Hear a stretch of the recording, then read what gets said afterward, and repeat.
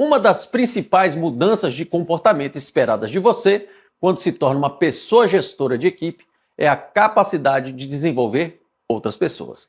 E é sobre este aspecto tão importante que vamos falar nesse vídeo. Gosto muito de uma frase que acho que faz muito sentido em relação a esse tema. Ela é de autoria da Sheryl Sandberg, ex-CEO do Facebook e autora do livro Faça Acontecer: Mulheres, Trabalho e a Vontade de Liderar. Disse ela: uma conversa é capaz de transformar mentes que podem transformar comportamentos que podem transformar instituições. Esse raciocínio tem tudo a ver com o que já conversamos até o momento aqui neste curso. E nesse vídeo vamos falar sobre a importância de duas ferramentas que você deve dominar para embasar uma boa conversa capaz de transformar mentes, comportamentos e, consequentemente, a organização onde você atua. A primeira é o coaching na função e a segunda, o feedback.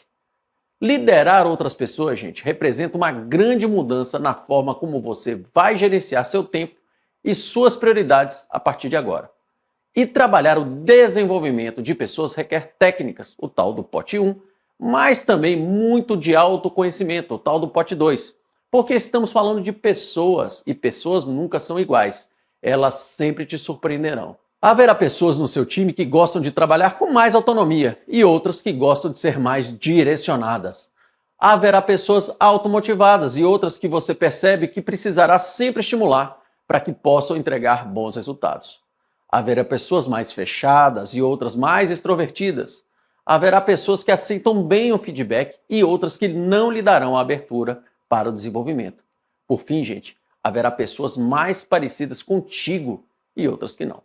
Mas você precisará ajudar no desenvolvimento de todas as pessoas da sua equipe, para que elas possam atingir resultados. Assim como não existem pessoas iguais, suas necessidades também são únicas. E este é um aspecto bastante sensível e importante quando estamos desenvolvendo outras pessoas, seja através de coach, feedback ou qualquer outra ferramenta. Você já deve ter visto ou ouvido falar da pirâmide de Maslow. O psicólogo norte-americano Abraham Maslow estudou e demonstrou a relação entre o comportamento motivacional das pessoas e um conjunto de necessidades humanas. Gosto muito dessa abordagem porque ela demonstra como a motivação de uma pessoa é afetada por vários aspectos, sendo que é muito difícil que você ache pleno engajamento quando alguma dessas necessidades não esteja sendo contemplada. A pirâmide nos indica que cada indivíduo possui necessidades diferentes, compreendidas em 3 grandes blocos. O primeiro bloco são as necessidades fisiológicas, como respirar, se alimentar, por aí vai. O segundo bloco são as necessidades de segurança, que envolve tudo vinculado à autopreservação.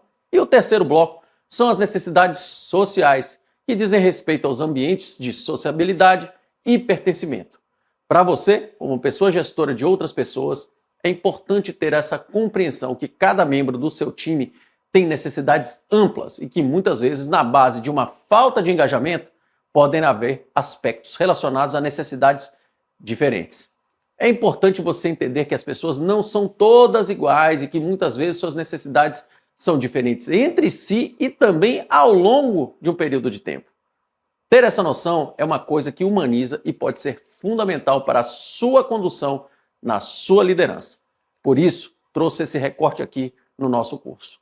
Vamos falar agora sobre 2 ferramentas que são bastante úteis para você colocar a questão do desenvolvimento da sua equipe na sua agenda de trabalho. É claro que o desenvolvimento das pessoas acontece de maneira permanente, no dia a dia, através do diálogo, das interações e também do exemplo. Você, no papel de pessoa gestora, está sendo sempre escrutinada pela sua equipe. Existe até um termo em inglês muito conhecido para exemplificar isso, que é walk the talk, ou numa tradução livre, faz o que diz. Portanto, sua postura é tão importante quanto suas ações. Foi o que comentei no vídeo de abertura. Liderar pessoas não foi apenas algo que me permitiu crescer profissionalmente, foi uma tarefa que acabou modificando até o meu jeito de ser. É esperado de você, na posição de liderança, uma postura específica, porque ali você está no papel de interlocutor, ora como representante da organização perante sua equipe, ora como representante da sua equipe perante a organização. De toda forma, o desenvolvimento de pessoas não é algo linear, como os modelos teóricos gostam de traduzir. Essa trilha em linha reta, potencial, treinamento, resultados, na verdade, se assemelha mais com isso aqui. Uma linha toda sinuosa, cheia de desvios. Você já deve ter visto uma imagem similar a esta, onde é mostrada uma jornada real, empreendida por pessoas reais, cheia de desafios, altos e baixos, necessidade de inovar para lidar com as adversidades e, claro, muito aprendizado no percurso. Gente, as noções de sucesso são redefinidas ao longo da vida, a partir do momento de quem está vivenciando a situação. E saber disso do ponto de vista de pessoa líder, e que tem, dentre outras funções, a de desenvolver um time, faz toda a diferença. Quando eu atuava na área de recursos humanos, muitas vezes eu me sentia frustrado, porque as ferramentas de desenvolvimento de pessoas, em sua maioria, tinham resultados difíceis de perceber lá na ponta. Mas na época eu escutei algo da minha líder direta que me marcou bastante. Ela me disse: "Você nem percebe a importância disso para nós, que estamos aqui na liderança do dia a dia das operações. Porque na correria de bater metas, atender clientes, resolver problemas, se não abrirmos uma agenda de desenvolvimento, a gente se perde e acaba não fazendo nada." Foi a partir desse papo que eu me sensibilizei para o uso das ferramentas que, quanto mais simples e focadas, ao serem integradas à rotina do dia a dia da liderança, garantiria um processo de desenvolvimento de pessoas. O que aprendi ao longo da minha carreira é que o nosso desenvolvimento tem que ser contínuo e, se existir um processo definido para ajudar nisso, você vai conseguir melhorar a sua capacidade de impactar o seu time. Muitas vezes não vale apenas a boa vontade. Tem que estruturar uma agenda e saber como fazer.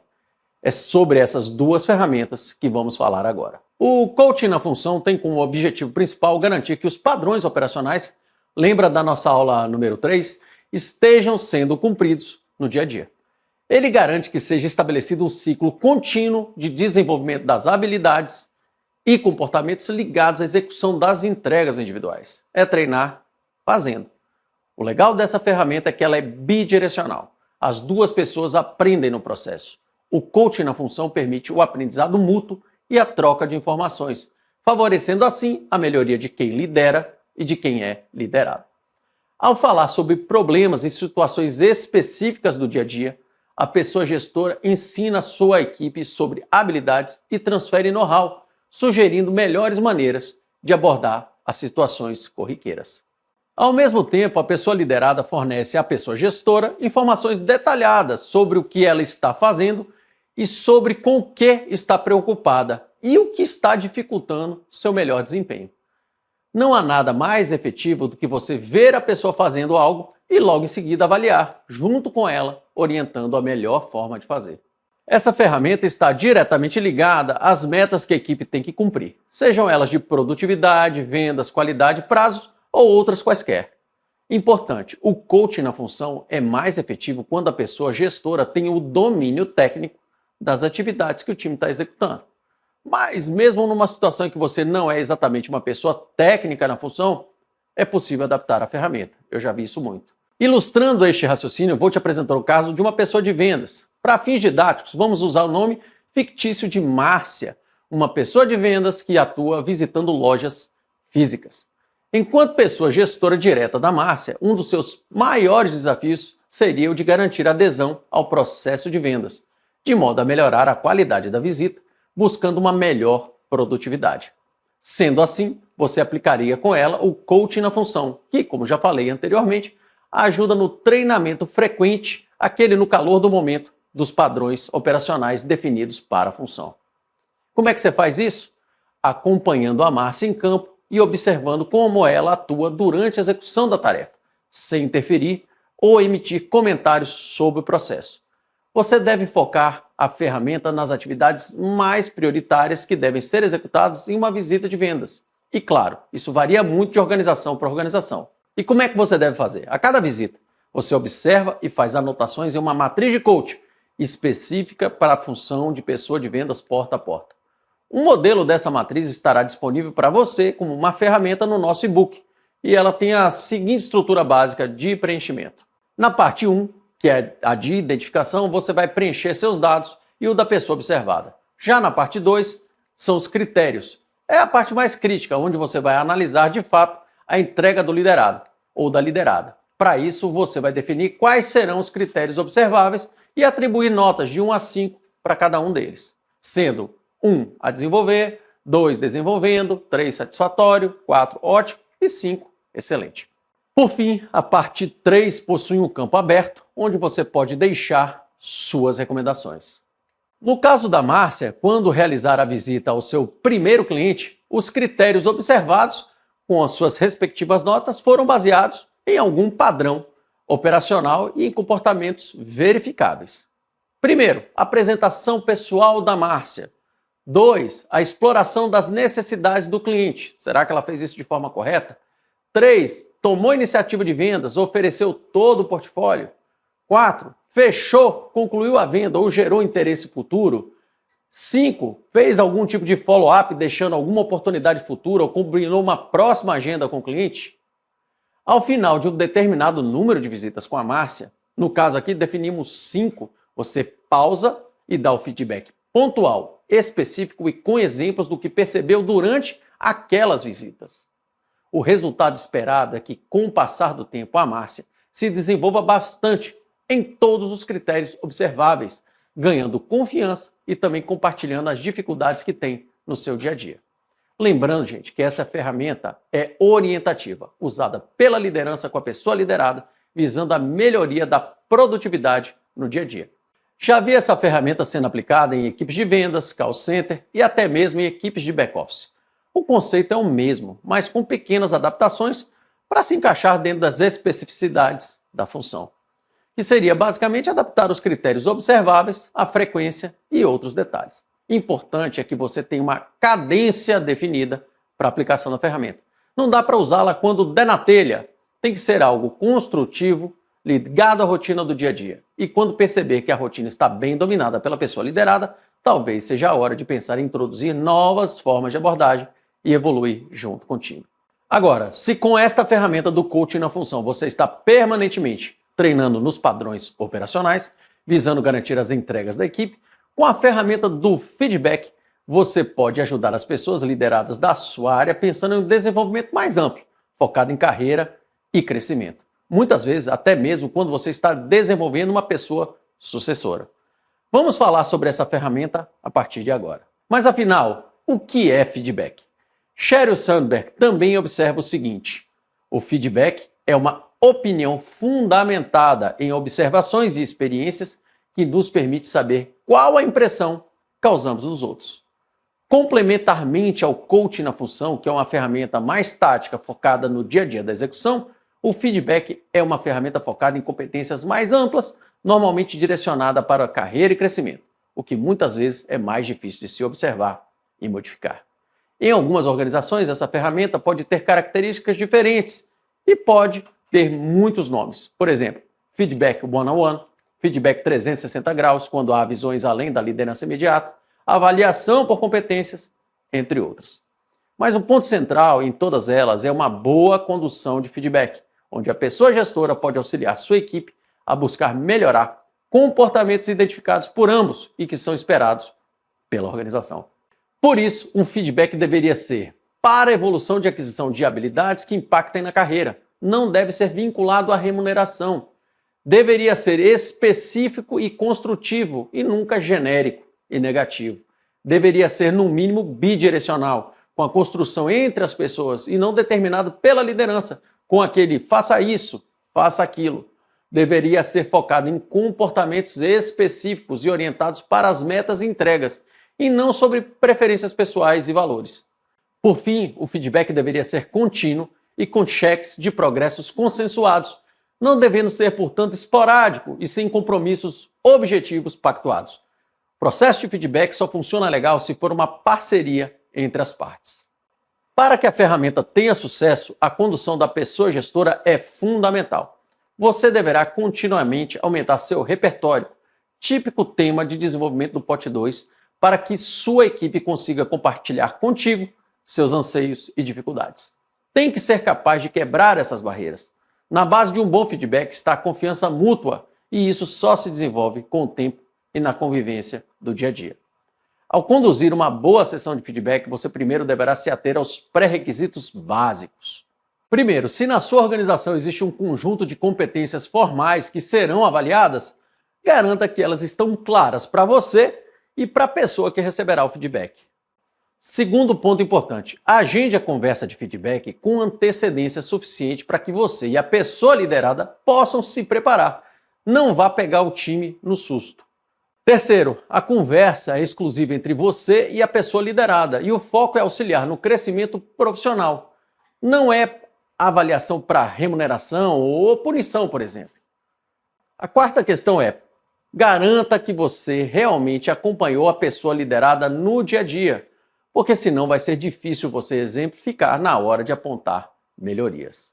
Esses pré-requisitos são simples, mas muitas vezes, na prática, ao não cuidarmos desses detalhes, o feedback pode se tornar algo apenas burocrático ou ter um efeito contrário de desmotivação e desengajamento devido à falta de transparência. Como tudo na vida, saber conduzir uma boa sessão de feedback requer estudo e prática.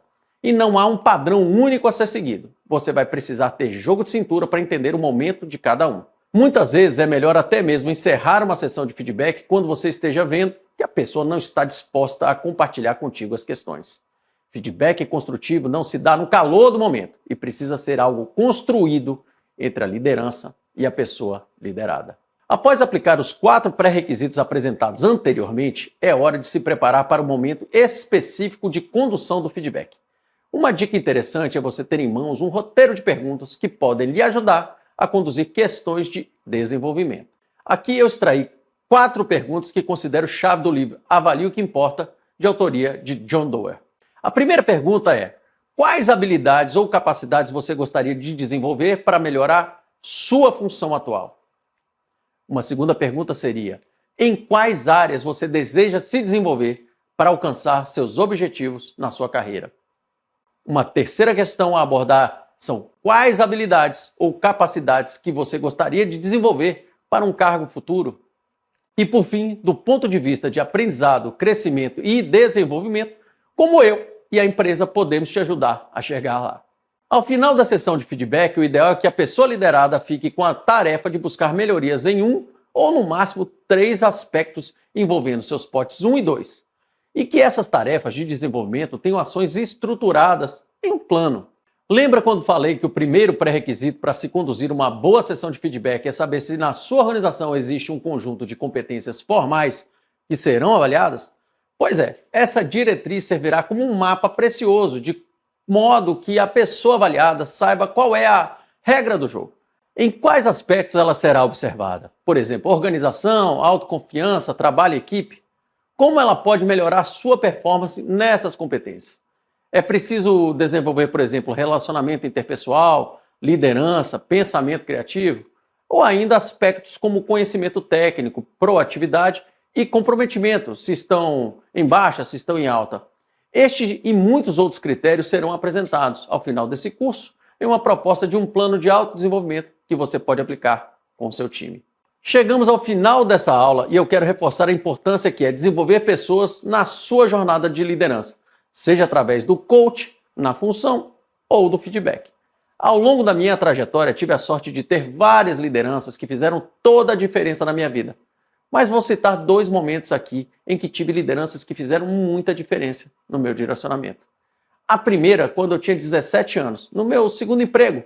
Era uma pessoa gestora que me passava pequenas tarefas, sentava do meu lado e revisava ali mesmo, na hora. Ao terminar cada tarefa, ela corrigia, dizia o que acertei, o que errei. E quando eu tinha qualquer dificuldade, chamava ela para me orientar. Simples assim. Ela me passou a função de maneira supernatural e depois de um tempo eu já estava pronto para trabalhar com uma grande autonomia.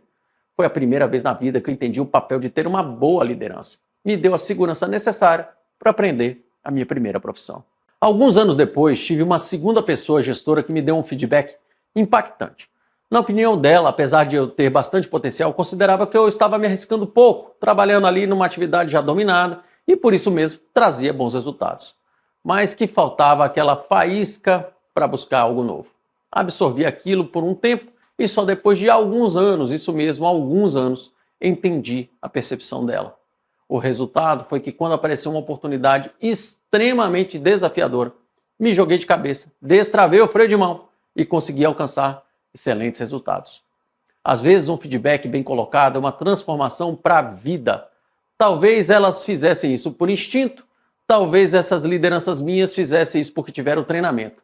Mas o fato é que aquela condução me deu confiança necessária para me desenvolver em cada etapa de minha vida profissional. E você, como pessoa gestora, pode contar com processos para te ajudar a ir se preparando para o seu momento de desenvolver pessoas e, quem sabe, até mudar a vida de alguém no seu time. Boa sorte na sua jornada e conte comigo para encher os seus potes 1 e 2. Até a próxima aula.